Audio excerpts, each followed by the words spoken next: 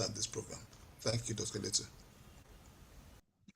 Okay, thank you very much, Dr. Duchess. I want to welcome each and every one of us to the meeting today. I can see, as usual, Professor Gringe is here with us. Dr. Olajide Ojo is here with us. Dr. Oshodipo, and all the other guests from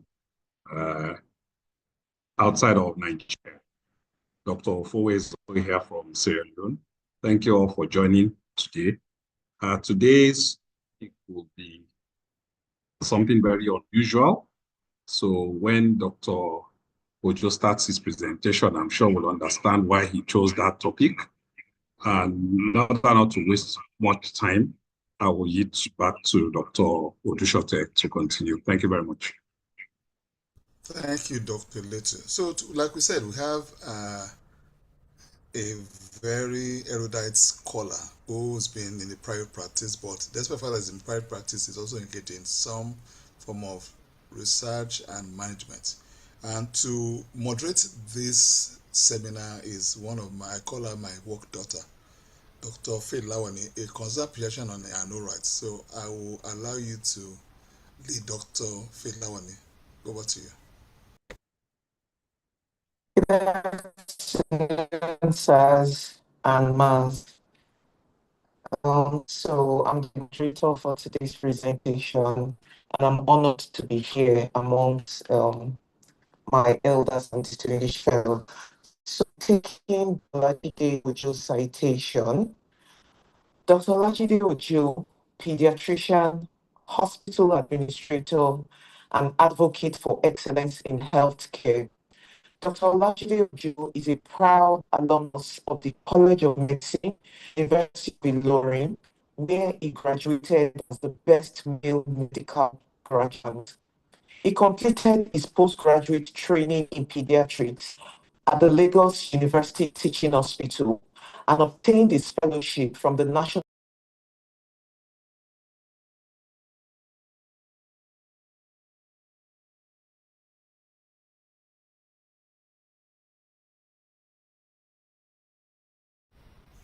So we lost Dr. Faith there. Yeah, I guess she's okay. sorry. Driven by a passion for saving young lives, especially those of vulnerable newborns, Dr. Ojo pursued advanced training in neonatal intensive care at renowned hospitals in the United Kingdom and India. His clinical expertise lies in the intensive care of premature and critically ill babies, where he combines compassion with evidence-based care. Beyond clinical practice, Dr. Olajide Ojo has carved a remarkable path in healthcare, leadership, and management.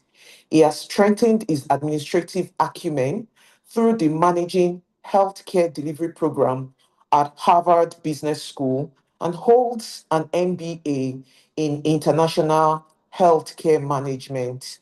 Over the past 20 years, he has contributed to the growth of the private health sector in Nigeria, leading initiatives in hospital expansion, both brown and green fields, implementation of advanced hospital information systems, and steering hospitals towards international accreditation with Joint Commission International, that's JIC, and COSASA.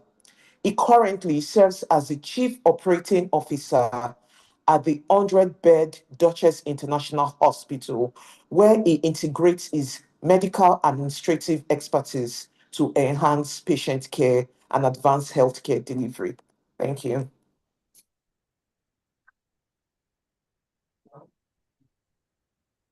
Can I start? So we'll hand over to you, sir, Dr. Olajide Ojo, for your presentation. Thank you, Dr. Lawani. Good afternoon, everybody. Am I audible enough? Yes, you are. You are. Go ahead. Yes, Let me share my slides.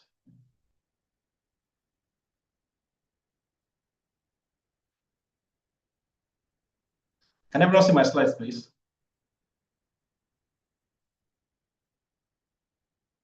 Not yet. Okay, now I can see it. Okay. Okay, good afternoon. Yes, we can. I want to thank the executive for this initiative. I count myself lucky and I see it as a privilege to come and present a topic. I'm sure this is not in any way trying to undermine or tell us what we already know. It's just some challenges cases that we manage in our hospital, and I thought it would be nice to share this experience. So once again, thank you for this privilege. So I titled it From Confusion to Clarity, Children Fever and Rash, How Inflammation Can Range Beyond Infection. So the way I want to go about is to do 2 case presentations. I'll be as fast as I can, because most of the things I was talking about, I'm sure many of us have either come in contact with them or familiar with in these cases. And then I'll go on to elaborate more on 2, maybe not very common cases, but there are cases that with recent events and antecedents, we're beginning to see those cases. So it's just to heighten our senses of being able to discern some of these cases, especially when children present with fever and rash. So the first case is a 5-year-old that was brought in by the parents, came in with fever, non-pruritic generalized macropapular rash, and then dry cough, and then had episode of vomiting and upper abdominal pain, but no other essential history that could be contributory to this presentation. By way of background, child had been treated somewhere else for malaria and infection, but wasn't getting better. And milestones, immunization history were not contributory. Medical history, child has also had a fair share of upper respiratory tract infections. And I think the only thing that was important is the fact that the father has a background history of allergies. So at the ER on assessment, child came in fever, temperature was 38.3, was also ecteric. And the significant findings were in the tonsils, which were paremic, and then had this gastric tenderness with hepatomegaly on abdominal examination. So naturally, the first thing to think about would be sepsis, malaria, or maybe a viral exanthem, especially because of the fever and the rash. And the usual management plan for cases like this would be a sepsis workup, which was done. We can just show leukocytosis with neutrophilia, which evidently would indicate an infective process, and then with the elevated CRP. MP was negative, but the other things that were found were deranged LFT. Abdominal scan showed some minimal ascites, and so child was commenced on IV fluids, antibiotics and antipyretics, and then was transferred to the ward. Now, over the course of the first 2 days, child was noticed to be increasingly becoming lethargic, fever persisted despite antipyretics and epispongine. We thought that, okay, could this also be some viral infection going on? So we did some tests for the viral markers. They all came negative. Analysis was also negative. By the 3rd to the 4th day, the rash became more pruritic and became more prominent, still spiking. Cough had increased in frequency. Blood culture result by this time had come back and was negative. And then we repeated the full blood count and the LFT, which showed some slight improvement.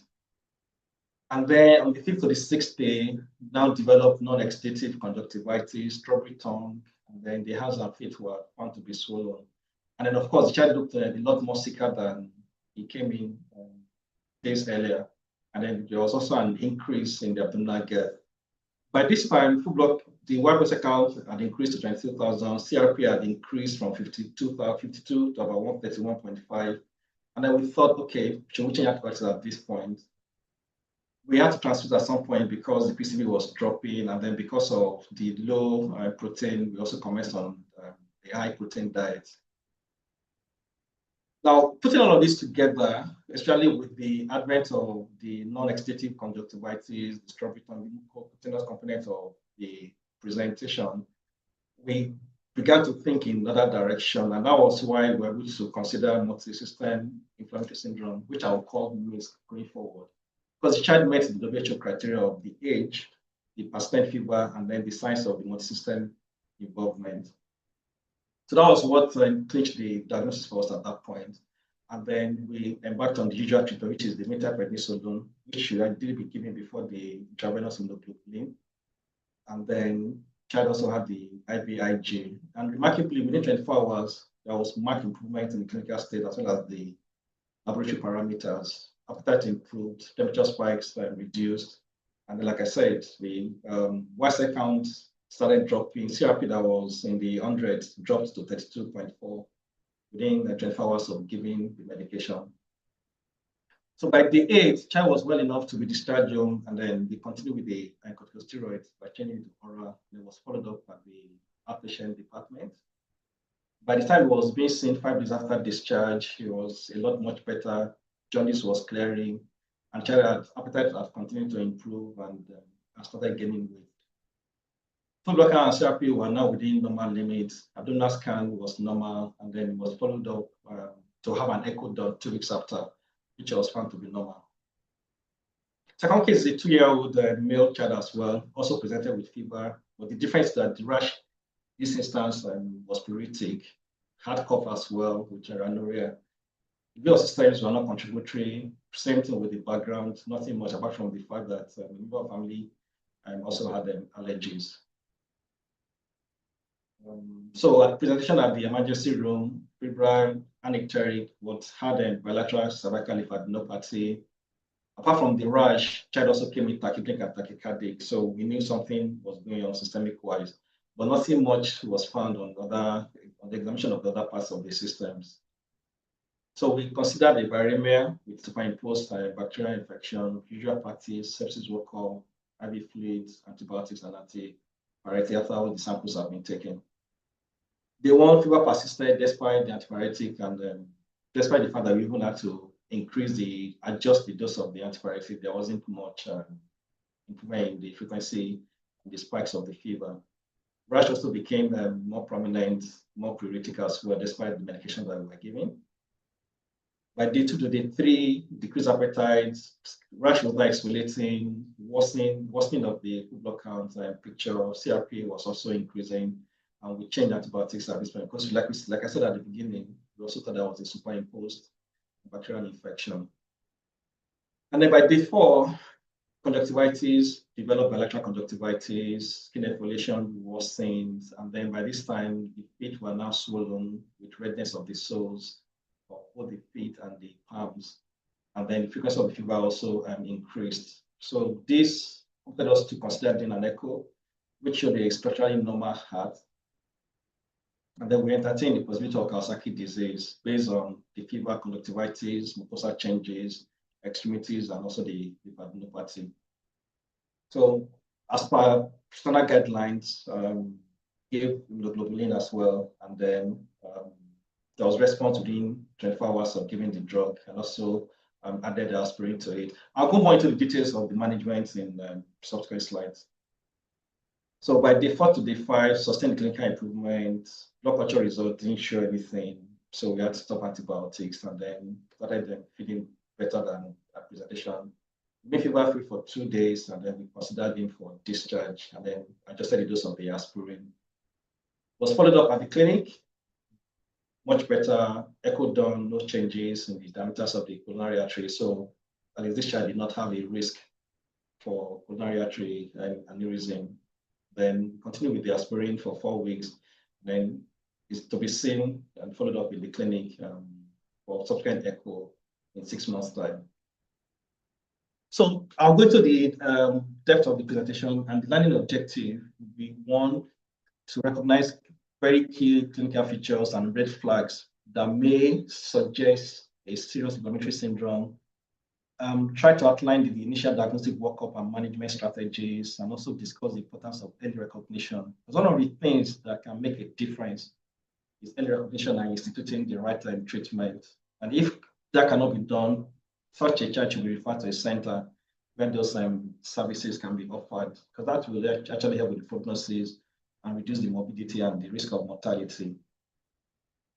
So again, I'm sure on our day-to-day practice, we see children with fever. So this is just to give us an idea of what we're talking about in subsequent slides. I mean, fever is a physiologic response, responsible for about 15 to 25% of consultations in the primary healthcare setting. But when we now have a child who presents with fever and rash, most times we usually think in the direction of a viral infection, but sometimes it can be a lot more challenging. And this is not just to the child and to the parents, but also there can be diagnostic dilemma on the part of the medical practitioner. Now, they may appear to be well 1 minute and then suddenly things become complicated and then things can go south from there. So like I said earlier on, early diagnosis is very key. So when you have fever and rash coming together, you tend to think in different directions. You have a multitude of differentials to knock off to try and get to what the diagnosis is. And sometimes this may not be as easy as it is. I mean, if for the cases that I've presented, it took us a number of days before we were able to think of the diagnosis that the child then came in with. And in some instances, it may actually have something more sinister underneath all of this. So keeping an open mind helps in an early diagnosis and trying to tailor the management in the direction of where the treatment is to go to. So what may appear to be a routine infection can rapidly evolve into a severe systemic inflammatory response. This can even mislead the most experienced patient. So today we'll be exploring how inflammation in children can range beyond the two cases. Two diseases I'll be talking about will be the Kawasaki disease and the MISC.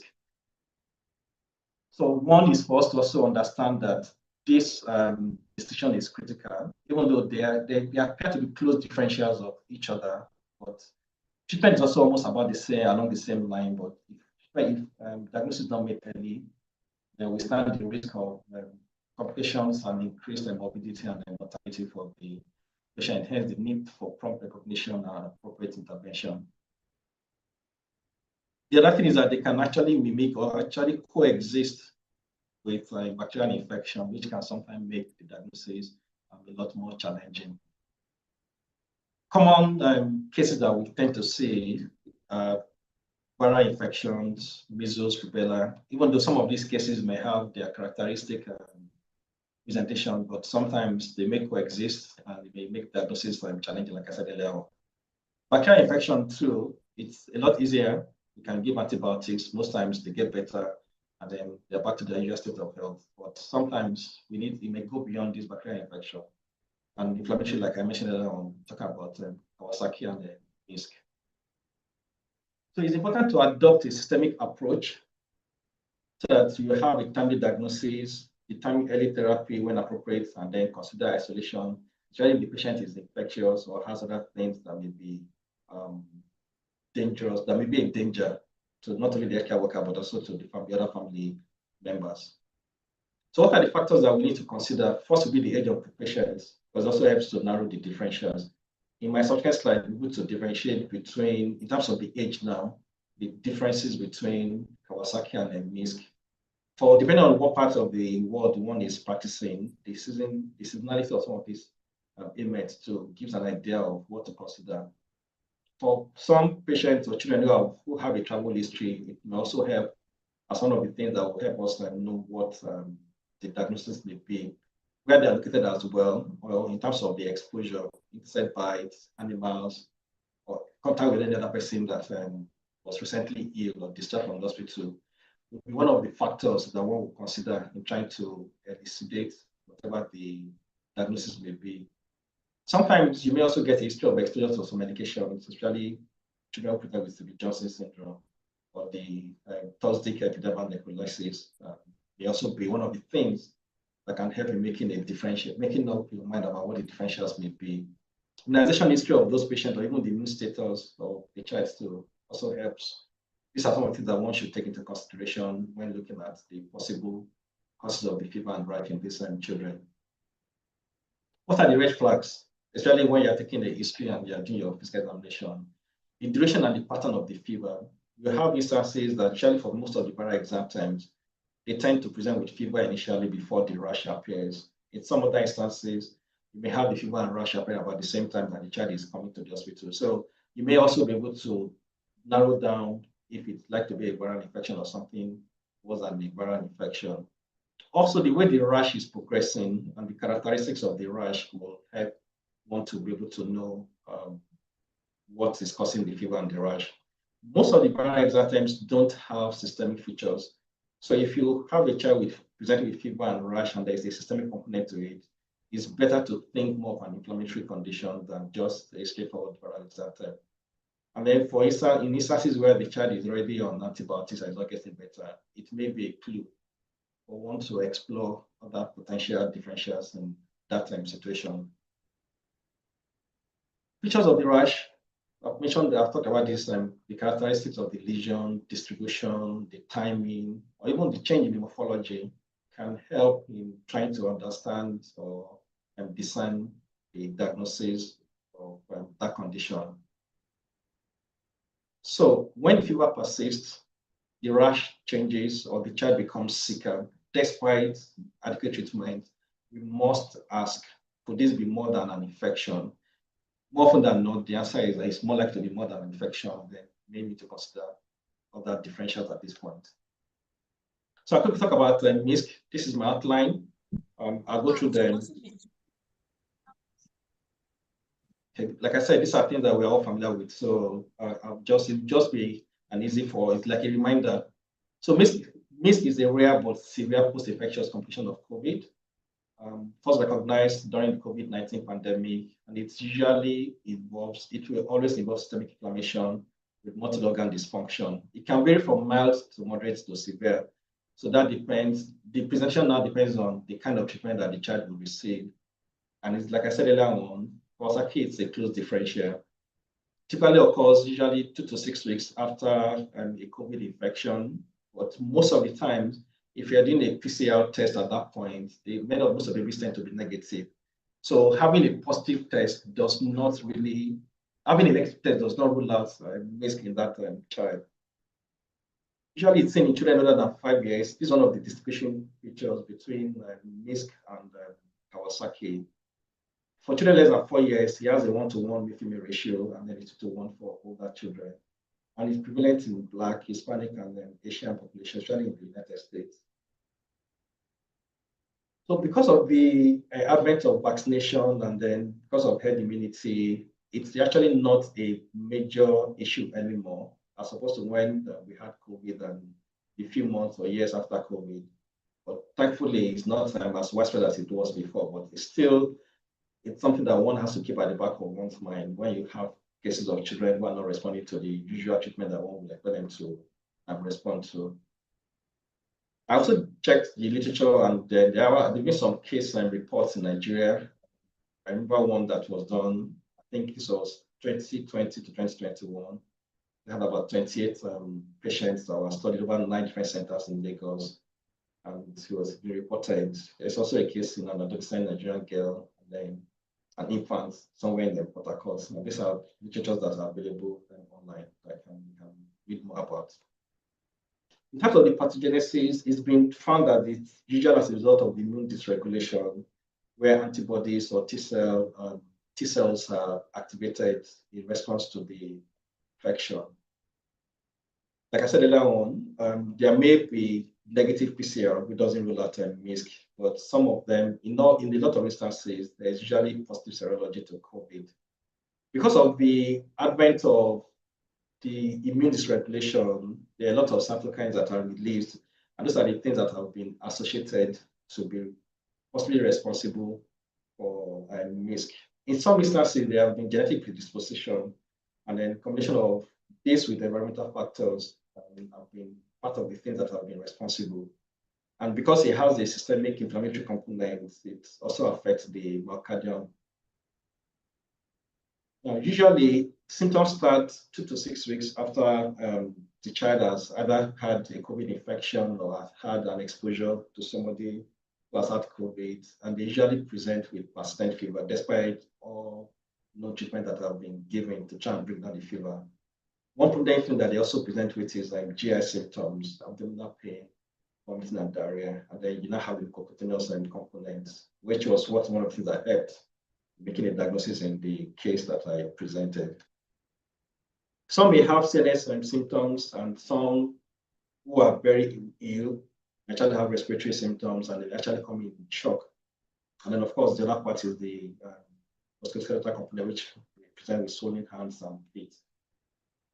When we do our blood, full blood count, which is standard every place. They usually have leukocytosis, but one thing that is unique, we tend to differentiate it from viral exanthem, is that they have a reduction in their lymphocyte count, as opposed to most viral infections where there's lymphocytosis. And one of the other things that distinguishes MISC from Kawasaki is that in MISC, they tend to have thrombocytopenia, while in Kawasaki, they tend to have thrombocytosis. Inflammatory markers are always elevated: CRP, ESR, ferritin. Same thing with D-dimer and fibrinogen. Because of the impact on the myocardium as well, the cardiac markers may be elevated. Liver enzymes are deranged in most instances, and then COVID tests are already mentioned that. One of the things that is also advisable to do, especially when you are looking at MISC because of the systemic component, is to do an echo. And in some instances, they may have left ventricular dysfunction, which may make them present in a state of shock. They may have pericardial effusion. Pulmonary artery abnormalities are not as prominent in MISC as opposed to in Kawasaki. And they also present with ECG changes. These are not specific to MISC alone, but these are things that you should look out for in the event of investigating for these babies. Chest X-ray should be done where you see pulmonary infiltrates or effusion. Usually, there's no need to go beyond the chest X-ray, but in other cases where you may not be sure what you are dealing with and you chose to do a CT scan, then they tend to have the classic ground glass opacification on the CT. Lunar scans will show mesenteric adenitis, ascites, and depending on the severity of the illness. And where a cardiac camera has been done, we also show features of myocarditis or pericardial effusion. So there are two diagnostic criteria. We have the one for WHO and also the one for the CDC. I'll start with WHO. There are 6 criteria, and the patient must meet all the 6 before we can make a diagnosis of MISC. So age has to be between 0 and 19 years. Fever must have been on for 3 or more days. And then for us to demonstrate multisystemic involvement, you must have at least 2 of the following: conjunctivitis, hypotension or shock, or any other feature of cardiac dysfunction, which may also be found on echo. And then, of course, evidence of coagulopathy or acute GI symptoms. The other criteria must show that the patient has elevated inflammatory markers, and then you must have ruled out every other obvious microbial cause of inflammation. And then the last one is the evidence of COVID infection or history of contact with somebody with COVID-19. In recent time, it may be difficult to get, especially this last one, but you have to have a high index of suspicion to help you make a diagnosis. For the CDC case definition, they've extended the age to less than 19 years, to less than 21 years. Same thing with clinical presentation of fever of more than 24 hours, or the child is severe enough to require hospitalization, or sometimes the patient may even be made after the demise of the patient. Of course, one thing that is common to both criteria is evidence of inflammation, and then systemic involvement, confirmation of COVID infection, as well as ruling out any other plausible diagnosis. So CDC has 7 diagnostic criteria, while WHO has 6. So these are the differentials. Kawasaki, I'll talk about Kawasaki. Then the other thing is that you may also have a child who presents with acute COVID infection. Usually, the difference is that they tend to have more of chest or respiratory symptoms. Because of the prominence of the GI symptoms, one close differential is acute appendicitis. But with your scans, you want it to be able to differentiate between the two. Sepsis is also a close differential, but they tend to respond more to antibiotics. I won't need to go beyond all of that. For SLE or juvenile arthritis, they also have their own classical presentation.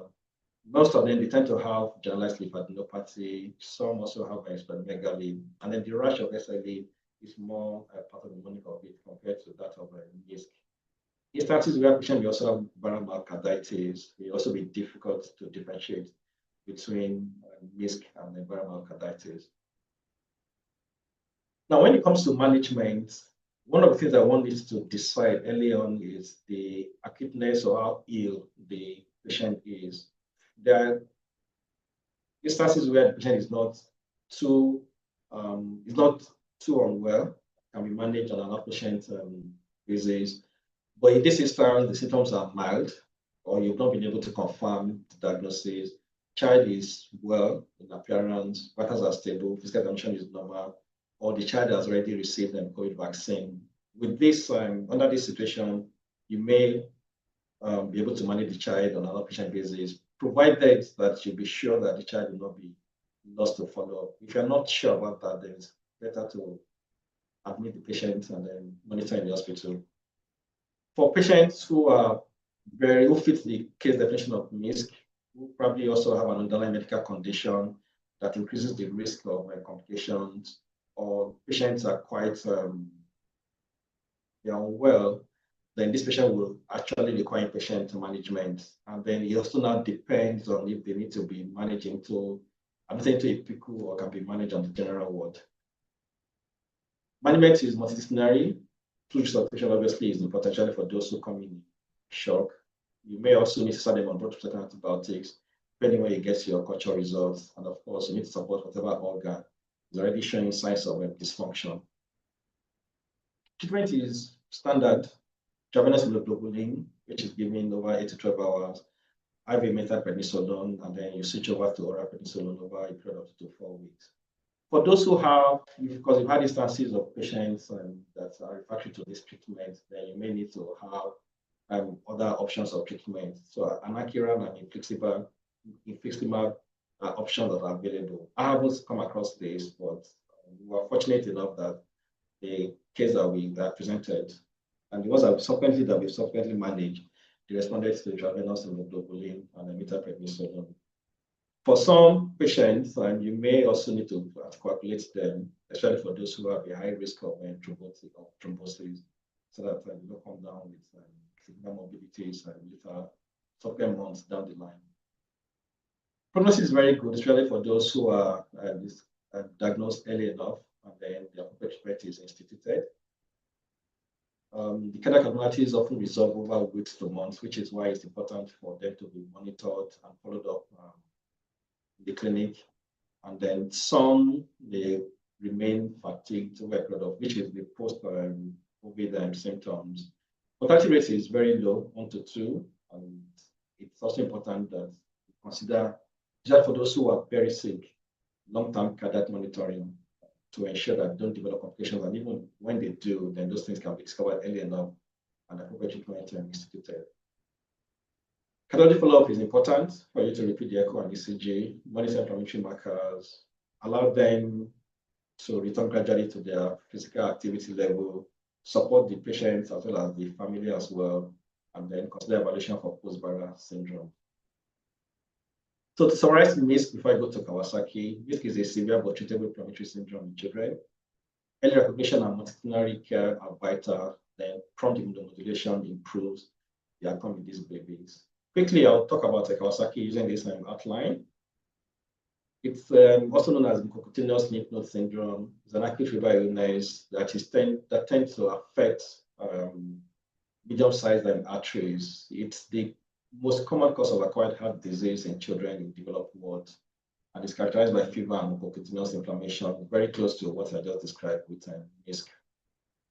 It's found worldwide, but in developing countries, incidence is less well described, and estimated between 20 to 25 by 100,000 children under 5 in North America. So these are just case reports that also came up across online.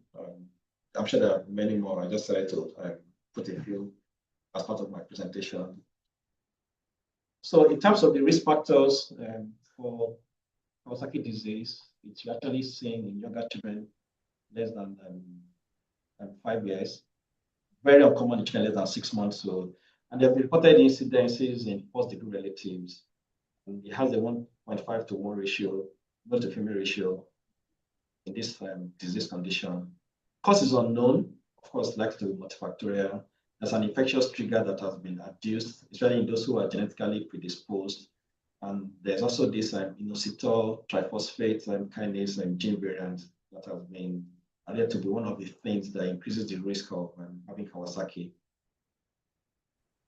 The clinical manifestations are often not present at the same time, so it's something that evolves over a period of time. and there's also clear order of appearance.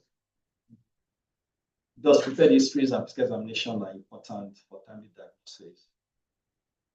So these are the ways that they present, usually with fever, which is unresponsive to antibiotics, non-exudative conjunctivitis is also one of the features, cracked red lips, strawberry tongue, red oropharynx, and then they tend to have cervical lymphadenopathy, usually unilateral, or in some cases it may be bilateral, but most times it's usually unilateral cervical lymphadenopathy.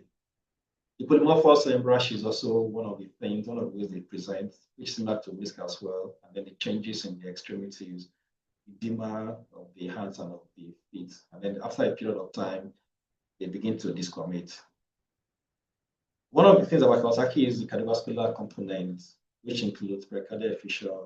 They may also present in shock, they present with arrhythmias, and for the ones who have a worse outcome, they tend to have coronary artery abnormalities and a form of dilatation or aneurysm, which is something that now needs to be monitored over a longer period of time. Non-specific symptoms would be GI symptoms, neurological features, and they may also have features of upper respiratory tract infection. So it's divided into phases. You have the acute phase, which is usually the first 1 to 2 weeks, where they tend to have the fever and the systemic symptoms. And then 2 to 4 weeks after that, you have the subacute phase, which now leads to discoloration, and then the thrombocytosis. And then you have the convalescent phase, which now goes from weeks to months, where the symptoms begin to resolve, and then the acute phase reactants begin to normalize. And then you have the late phase, which is when they tend to have the long-term cardiac sequelae. But monitoring the transitions through phases is crucial for the management of these cases. Again, early diagnosis is important. It's just a pictorial demonstration of what I just spoke about. Lab findings are also in keeping with MACE, which is why they are close differentials of each other. CRP is also elevated. In fact, it's been said that where the CRP is less than 3 milligrams per dl, it's very unlikely for it to be Kawasaki. Leukocytosis with neutrophilia and lymphophilia is common in Kawasaki, but they tend to have thrombocytosis as opposed to thrombocytopenia in MACE. The other features of coagulopathy are also found here, also because of the systemic inflammatory process going on. They tend to have hepatitis, inflammation of the liver, deranged liver enzymes, and then all of that. Echo will show, especially focusing on the coronary artery, to look out for dilatation or aneurysms, and even if they are found to be normal, it's advisable to follow up these children for 2 to 6 weeks afterwards before one can say, okay, everything is fine. They may also have ECG changes, which can easily be seen, and then helps in making the diagnosis of the cardiac involvement. In cases where you need to go as far as in a CT or MRI to look at the coronary arteries for any aneurysm, you may also do that. And then serial imaging will also be helpful to monitor the coronary changes. It's for Kawasaki, the diagnosis is actually made clinically, so one needs to have a high index of suspicion. And this is also one of the key reasons why early treatment reduces the risk of coronary artery aneurysm and improves the outcome and reduces the morbidity and mortality. It also has its own diagnostic criteria, and this requires the presence of fever lasting for at least 5 days. In some instances, you don't have to wait for 5 days before you make a diagnosis, but there must be the continuous component that I mentioned earlier on, the extremity involvement, presence of the rash, as well as cervical lymphadenopathy. Putting all of these things together, it helps in making a diagnosis or increasing the suspicion of a Kawasaki disease. We have what's called an incomplete Kawasaki disease, and this is usually seen in children who are less than 6 months old. It's very uncommon, but for children who tend to be less than 6 months old, they may not have all the features that one would expect to help one make a diagnosis of Kawasaki disease. Or they have fever that has, these children are less than 6 months old and they've had unexplained fever for 7 days or more, even though if they don't have any other features of a Kawasaki disease. Or any patient of any age with unexplained fever for more than 5 days and has only 2 or 3 of clinical criteria, then one can consider them as having incomplete Kawasaki disease. These are other differentials: viral infections, drug reactions, scarlet fever. Sometimes toxic shock syndrome too may be a close differential. Most of the children are usually well at the time of presentation or prior to presentation. And then some may also have had a history of maybe a skin or subcutaneous infection, or maybe they've had a prior surgery. And the systemic component, the thing about toxic shock syndrome is that the rapidity at which the children deteriorate is quite fast. So one also needs to have a very high index of suspicion, otherwise this patient may suffer a mortality. Treatment, principal goal is to prevent coronary artery aneurysm and other cardiac complications. And the goal of care is to give intravenous immunoglobulin as well as aspirin. It's actually advisable to give the immunoglobulin in 7 to 10 days from the onset of the fever. That has been known to have a better outcome and reduce the risk of complications. Those also the same over 8 to 12 hours. And then in instances where there is treatment failure, then you are actually advised to repeat the dose. And that's fever persisting or recurrent at 6 hours or longer. Now, the tricky thing about this is that it's not advisable to repeat the immunoglobulin within 36 hours, because it's been known that some children may actually react to immunoglobulin and they present with fever. So one is not clear if the fever that has persisted is because of a recurrence or a treatment failure or maybe a reaction to immunoglobulin. So it's actually advisable to wait for 36 hours before you repeat your immunoglobulin if you have to. But of course, one has to exclude other causes of fever, especially in our own environment. So aspirin is started at a higher dose of 30 to 50 milligrams. In some centers, they go as high as 100 milligrams per kg per day, but don't go beyond 4 grams per day.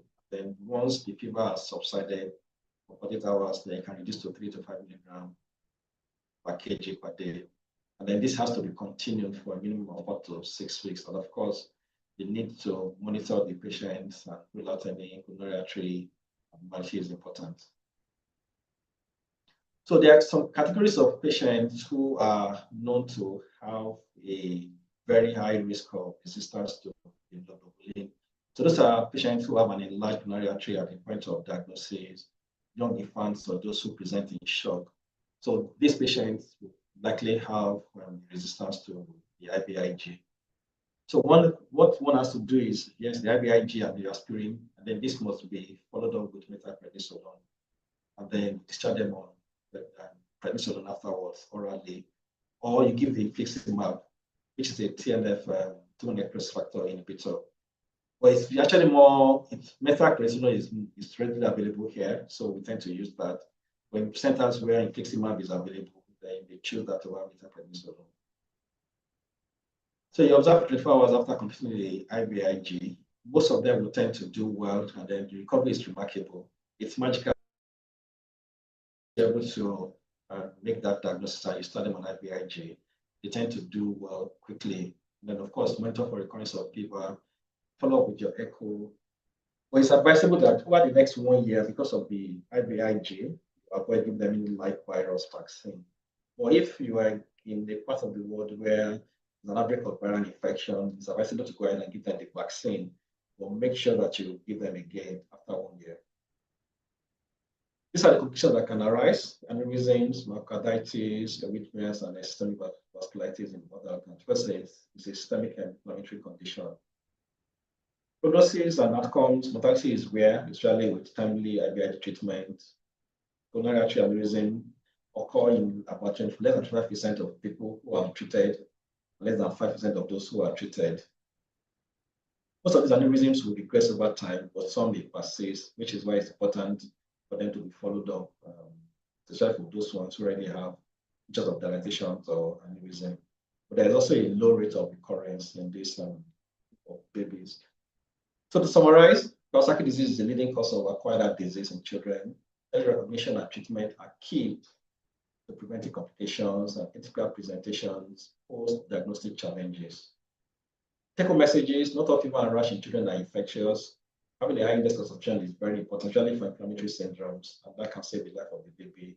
And then watch out for clinical patterns that do not fit or improve as expected. Think beyond infection when the child gets sicker on antibiotics, and early diagnosis and intervention usually guarantee better outcome. So to conclude, children may not tell us what's wrong in words, but their bodies speak in patterns. Listen closely. As clinicians, our task is not only to treat the obvious, but to remain alert to the hidden fire of inflammation and be raging under it. These are my references. I thank you once again for giving me this opportunity to do this presentation. Thank you. Thank you, sir, for this insightful presentation. Yeah, so if we have questions, Dr. Eletu already posted that we can, write our questions in the chat box, or you can signify by hand raising and you'll be unmuted so that you can ask your questions.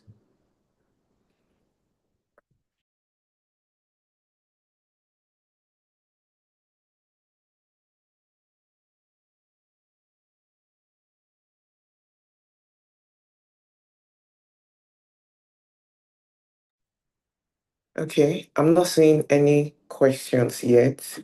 So I'm guessing everybody understood your presentation, sir.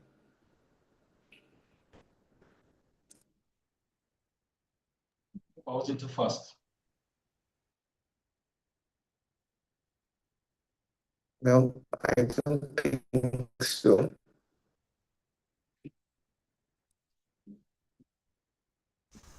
We can also ask for comments. If anybody has a comment, it's also welcome. Thank you.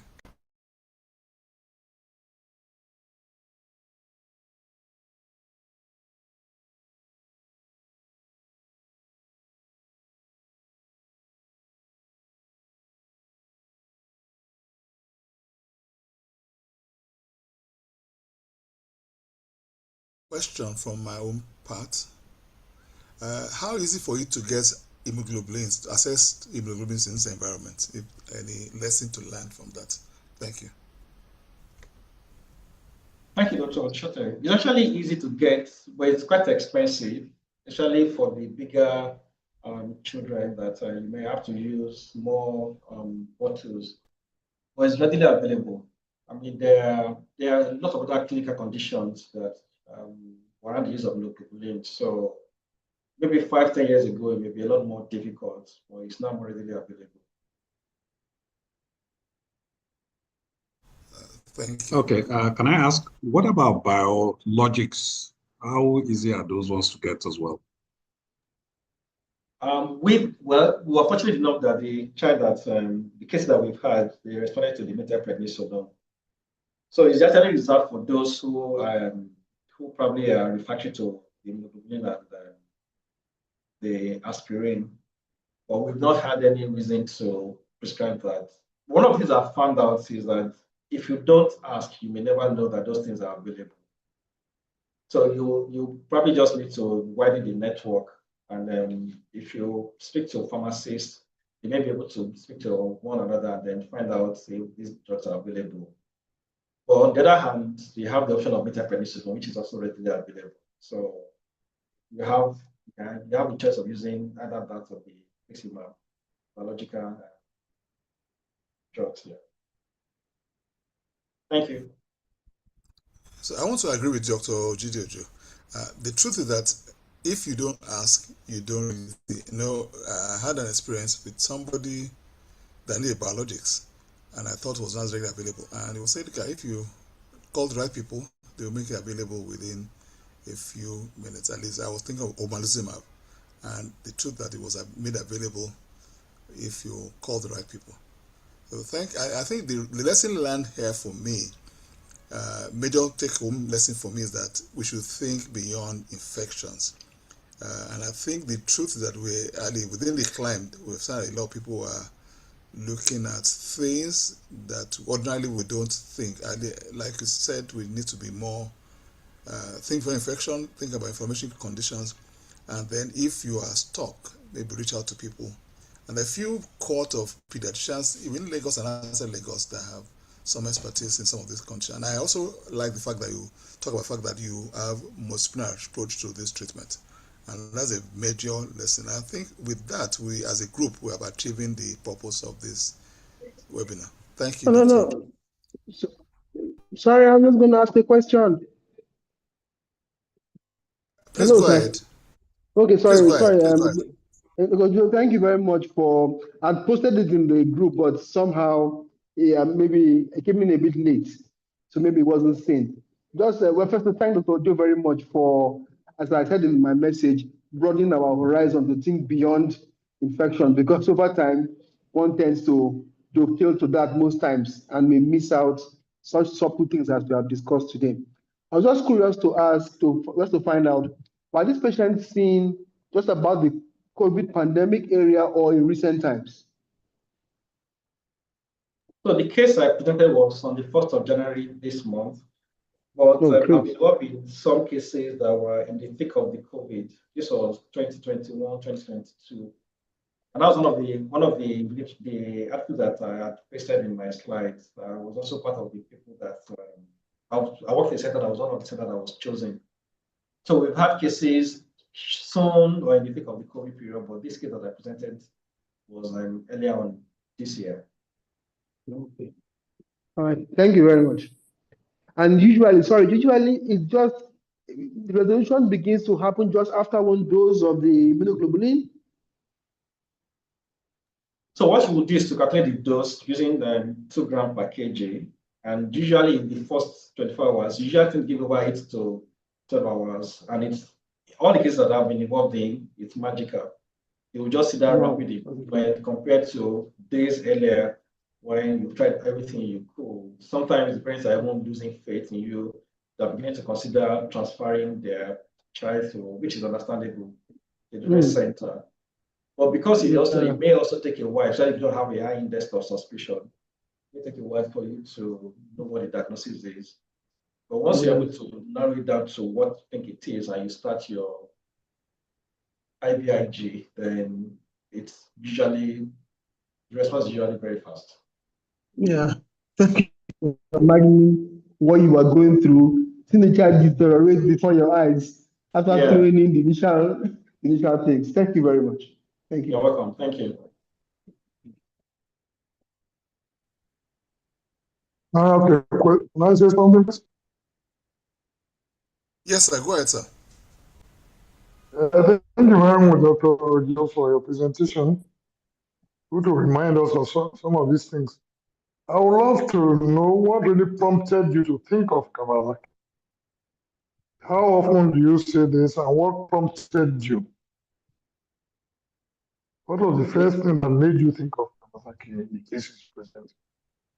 Okay, thank you, sir. So usually, presentation is same like every other infection, fever, rash. But by the time you now start having the mucocutaneous component, and that's the strawberry tongue, mucositis, the swollen hands and feet, and then you get to do an echo. Once you have any evidence of cardiac involvement, those are the things that will now help you make your diagnosis. It's usually a lot difficult to make in the first few days when you don't have those other components. Did you think of scarlet fever? Say that again, sir. Did you think of scarlet fever? Yes. In fact, the first case had pharyngitis. And then, but despite the fact that child was on antibiotics, we even got as far as saying antibiotics. Child was also not responding. Okay, thank you very much. You're welcome, sir.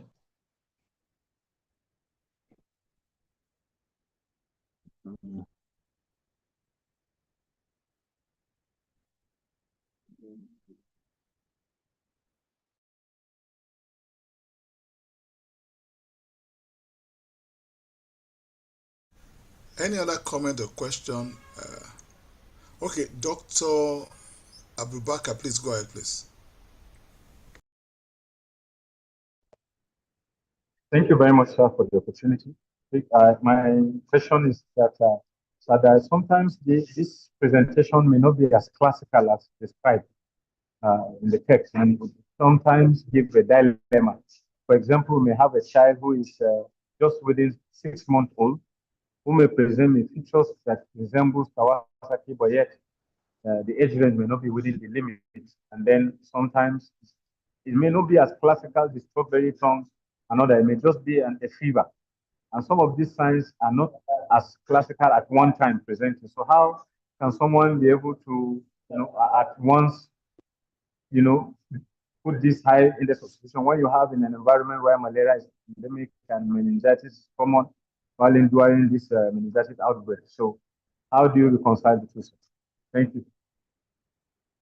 Yeah, thank you, Dr. Abubakar. You're actually right. Like they taught us in medical school, common things occur commonly. But again, with what we are beginning to see, the things that we thought were not very common those days that were in medical school, earlier in our residency training, are now becoming to be more readily, they're not things that we get to see. It could be because we now have more diagnostic tools and all of that. I remember some months ago that we had a case that we thought fits into the classification of an incomplete Kawasaki. And amongst my colleagues, we had a healthy disagreement because I felt it was incomplete Kawasaki, but they felt otherwise. So yeah, there's always going to be a diagnostic dilemma. But by the time you have a patient who you thought had what would have been classified as maybe sepsis or a bacterial infection, and the child is getting sicker on your hands, you are trying all the best you can, even antibiotics not getting better. Just remember that there may be other things going on. So the onus is now on you for you to think broadly and then put all your symptoms. Sometimes you need to even step back and then review, call your other colleagues, bounce this up with other people because they have a different level of experience. So it's just using all you have to try and see what will help you make the diagnosis. Otherwise, you may have a child that may deteriorate on your hands and then you wonder what has gone wrong. So I agree with you that it may not be as easy as it may not be straightforward, but it's important that, and that's one of the reasons why these cases are being presented, just to let us know that the things that we thought are not common, they actually may be commoner than we thought they are, and just for us to think broadly. Hope I've been able to answer your question, Dr. Abubakar. Yes, sir. Thank you, sir.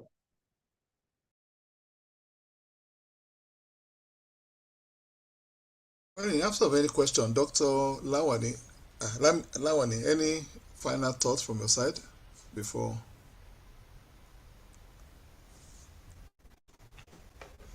Moderator, any final thought from you? I'm not sure she's here again.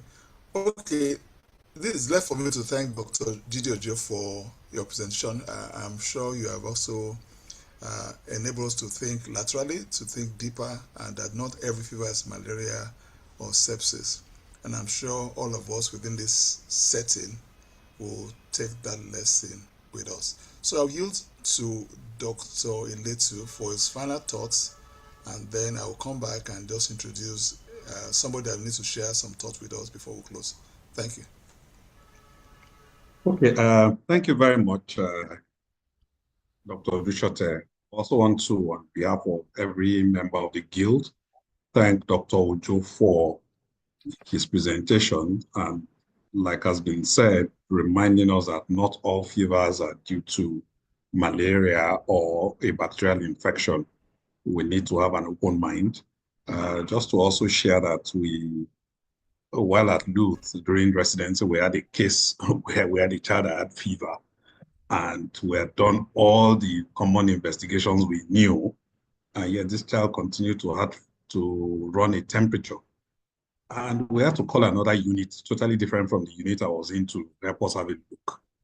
And I remember Dr. Trainees saying to all of us that, look, can we stop all the medications we're giving this child and just keep a temperature chart? And for the next 48 hours, that child never had a spike. So what we basically had was a drug-induced fever after the child got well from whatever brought him to the hospital. So it's just for us to have an open mind and be sure that we also consult others, like Dr. Ojo said. If you need to have a second opinion, please don't be shy to seek that. We all don't have all the answers to all the patients that come to us. So thank you very much, Dr. Ojo. Thank you, Dr. Lawani. And also thank all of us for joining the meeting, particularly those who joined from outside of Nigeria. I yield back to Dr. Duchess. Thank you. Thank you, Dr. Iletu. Just for a few minutes, I want to introduce to us Dr. Onubogun, just to speak to us about the book about paediatric emergencies that they're about to launch. Just for a few minutes. Dr. Onubogun, please, you have the floor for some few minutes. Yeah.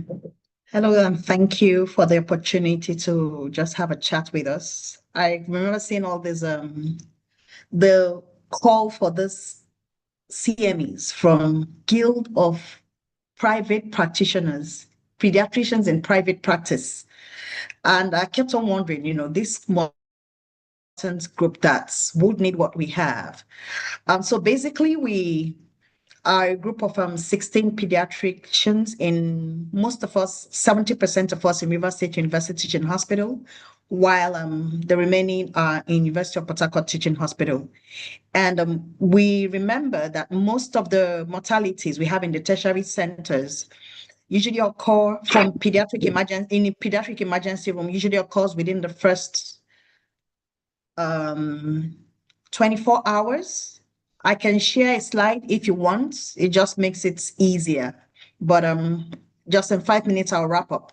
So what we did, we had always known that the impact of why we have these mortalities, what can we really do, is to try to ensure that quality pediatric care is given at both the primary healthcare centers and secondary healthcare centers, just for people to be able to recognize the right diagnosis, a quick reference book on protocols on management, and then to be able to ensure that any step of management you decide to enter into, that it is quality and it does no harm. So we put together this group of 32 protocols from common and pediatric emergencies. And then we got specialists in various fields to highlight, because we already had previous studies, what are these mortalities patterns, what are the morbidities that we're seeing in our ER. And so we're about to launch this book on the 8th of October. But what I want from our association really is, first of all, to get the book. We don't want this book in the library. We want it in any place where a sick child is going to be seen, and first decisions are being made on a sick child in Nigeria. And we want it to be accessible so that every time you have to just go and flip and make sure that the protocols, it's just step by step. It's an easy flip, easy to use guideline for medical officers, consultants, anybody making decision on a sick child. That's what we want it to do. And because the epidemiologic diseases are important, the likelihood that a Nigerian child is going to work in with one of the diagnoses in that book is very high. We leave the remaining about 2% for chances for the rare diseases. So we know it's a good tool. And so we're trying to be actively pushing it out there. There are more than 50,000 health facilities, government, primary and secondary health centers in Nigeria alone. We're not even counting the private practice. So our vision is to ensure that this tool is where it's needed and not in the library. That's all. So I'm inviting you as an organization. I think it'll be better if we do like blog booking as opposed to on the launch date, the link to order the hard copies is going to be shared. There is a link for registering interest. And then we've partnered with GIG to be able to get it to where it's needed. But shipping costs, we just up the price a bit. So we think it would be better to just order as a group. Basically, that's all. I've sent the information to the president. I spoke to the person in charge of CME, and I'm happy to answer any questions. Thank you. Thank you very much for your short talk. Just for 1 or 2 minutes, if there's any question, clarification you can take before we close the meeting. Well, I wanted to share a slide that this year is slide. Abiodo speaking. Go ahead, sir. She says you wanted to share a slide. I pretty much said what's on the slide. It just would have been easier visuals, but I've shared what's on the slide, honestly. It's just a summary of what the book will do. It will help you recognize diseases, give you step-by-step protocol on how to manage each disease, and know when you can't go further and refer early, ultimately to reduce childhood mortality. That's what yes, we can. The slide is basically on the book, and I would make it available to Dr. Leto. I've seen the question. Yes. I'll share the link. I think he promised to put the link on the book launch dates. We would put the link on how to also order but it will be released on book launch dates. So just to get updates, the flyer that I forwarded to Dr. Letu has the information on the launch, just, have a bit of presence, and then there will be an online interaction, but hard copies will be available. And yes, we've spoken to GIG. They can ship to the north, they can ship to any part of Nigeria. You can do that all on the order link, which will be shared on. So please just register register with the book launch on the book, just to show interest. Let's have an idea how many we're trying to ship out. That's what the link is all about. We're actively prompting campaign on PAN, WACP. We're quite excited about this baby born 4 years ago. Thank you very much. Jide has his hands up. Jide Ojo. Yes, Jide Ojo. Thank you. Yeah. Just wanted to ask if there is the possibility of making soft copies available. The reason why I'm saying so is because increasingly more and more people are tilting towards having things that are available at the click of a finger. So it may not be something that will happen immediately, but I think in more recent times, more people will prefer to have things that they can access maybe on their EMR, or link to their EMR, or even have on their phones. So it may be something to consider in the nearest future. Yes, the plan is maybe 3 years after, and just for obvious reasons, even when blockbusters are being released, regulation, because if you remember some books released in pediatrics, one resident will just sit down, snap it and share. So we want to offload first, and then maybe later, by the time the second edition is coming up, we will release the first edition freely online, because once it's online, honestly, people just forward to colleagues. That's the truth. I guess you can get an IT person to help you. I think the point it's good. I would. Yes, we're trying. We'll do that. There's a way to secure a document online. Well, thank you very much for presenting. There are still some questions, though. I mean, one or two. How fast can we get the book, and what references did you use for the protocols? Like you see, one person doesn't own pediatrics. So my primary area is cardiology and pulmonology. So the pulmonology, the asthma guideline is GINA.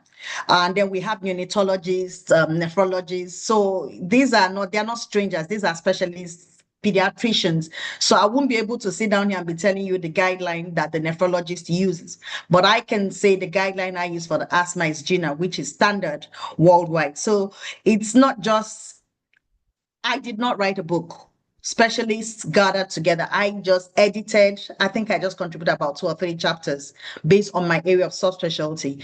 The heart failure guideline is a combination ROS criteria for assessing heart failure in children, and just standard guidelines.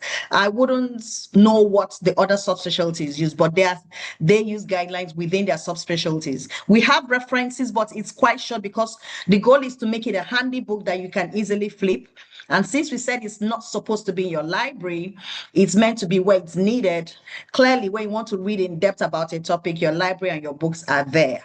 It's just so that you have a child with DKA, what are you going to do? But these are consultant specialists, pediatricians, PAN members in their areas of specialty. So they would teaching in tertiary centers. So these are standard guidelines.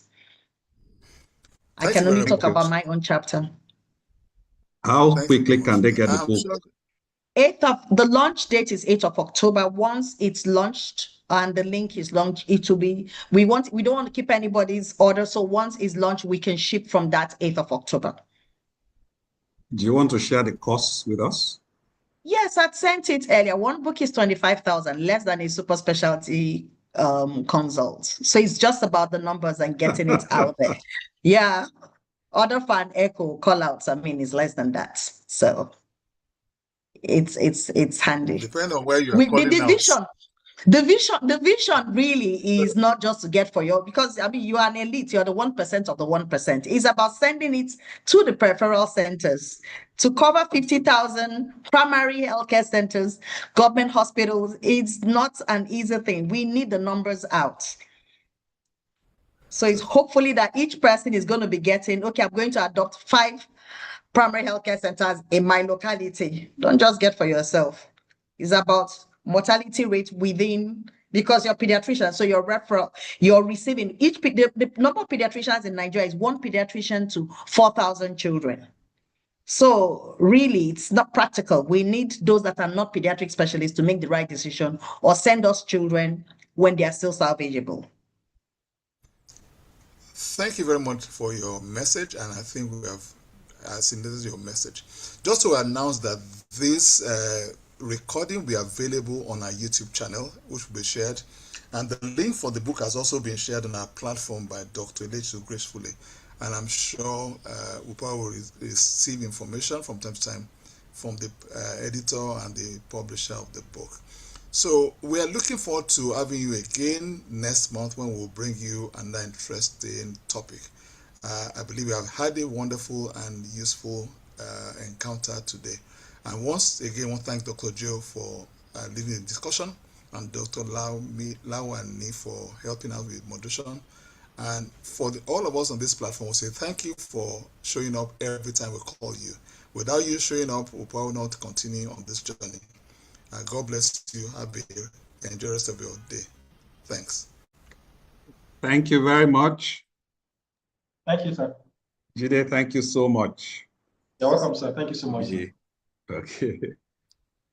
Eleta. Yes, sir. Yes. Eleta.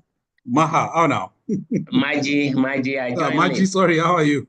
No problem. Maha and Maji are the same. Your invitation came so late. And I've been raising my hand. Sorry, Didn't we didn't recognize, see that. No problem, no problem. Yeah.